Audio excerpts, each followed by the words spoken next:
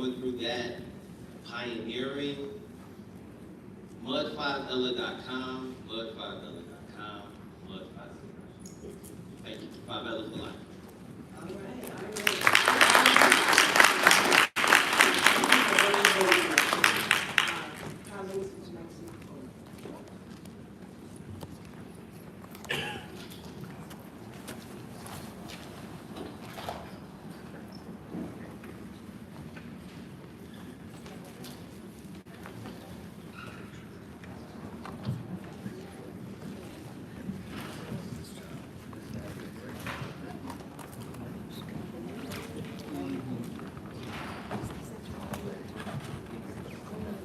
Sir, did you want to take a photo? You can stay. Yeah. Family.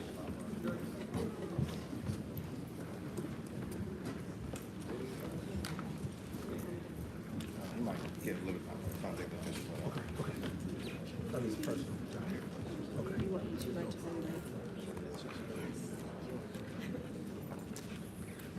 Perfect. All right, everybody right here. Big smiles, everybody. 3, I'm sorry.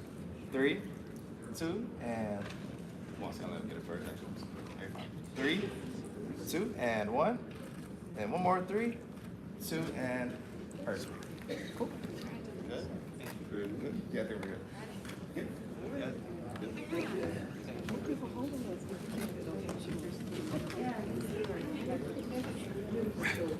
Take. Councilmember Tate.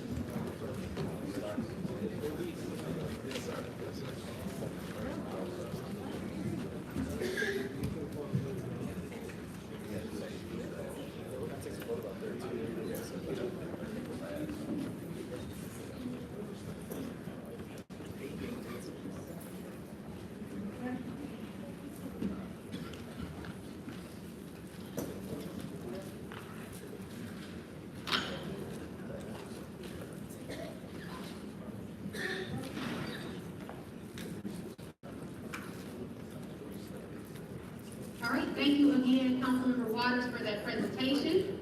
And we will proceed back to our agenda. We do have a presentation from UWSC that will now come forward regarding their Easy Pay $10 program that was announced yesterday at the Mayor's Evening Community Meeting. And we would like the opportunity to present this new plan within UWSC. Good morning. Good morning. And we're going to cut off our public comment as well before we begin. Sorry about that, Director.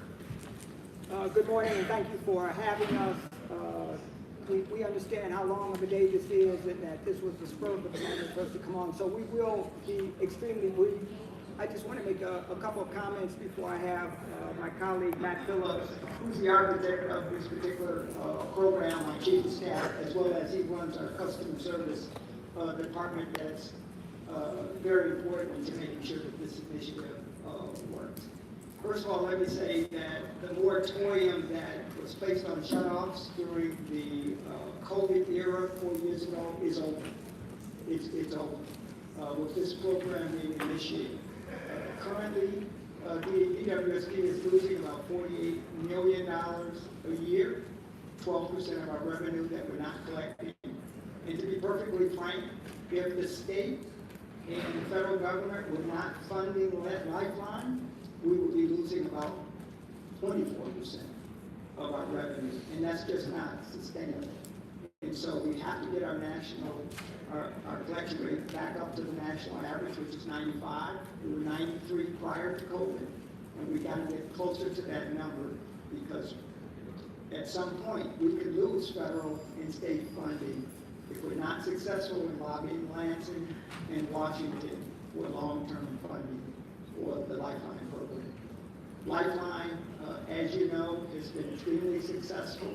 There are more than 100,000 Detroiters that are benefiting from an $18 bill. There's 30,000 households, accounts that are in the Lifeline program.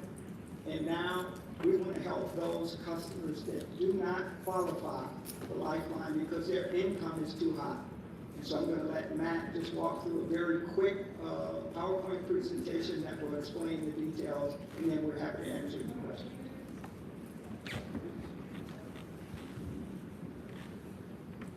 Good morning, Matthew Phillips, Chief of Staff, Chief Customer Service Officer, Troy Water and Sewage Department. There is a presentation, but it doesn't seem to be up, so we'll just kind of go through it real quick. All right. So we can move on to like the third slide here. So since the pandemic, EWSD currently has 186,000 accounts. They're at least 60 days past due. And with that, the average customer, residential customer within the Detroit Water and Sewage Department owes on average $1,240. And so in order to make this easy for all of our residents to get back on track with their water bills, we're introducing the Easy Pay program, which just puts all customers, all classes of customers are eligible for the program, faith-based, churches, residential customers, commercial and industrial, all have the opportunity to enter into the program. It will replace our current program, which is the 10-30-50 program. It requires you to put 10%, 30%, or 50% down, and we spread out your payments over 12 months. The Easy Pay program allows for just $10 down in your first month, and we'll spread out the rest of your payments over the next 3 years, 36 months. So on average, for the average customer that owes $1,240, that would only be $10 down the first month, and the rest of the payments going forward, months 2 through 36, would be $120 a month. If we look at the top 5 cities across the United States, Baltimore, Philadelphia, Seattle, New Orleans, their average monthly payment without any type of arrears on their bills averages between $130 and $190 per month. And what we're asking for on the Easy Pay program all in is $120 a month. So that is approximately $34 a month for your Easy Pay 36-month payment, plus the average bill is $85. That comes out to $119.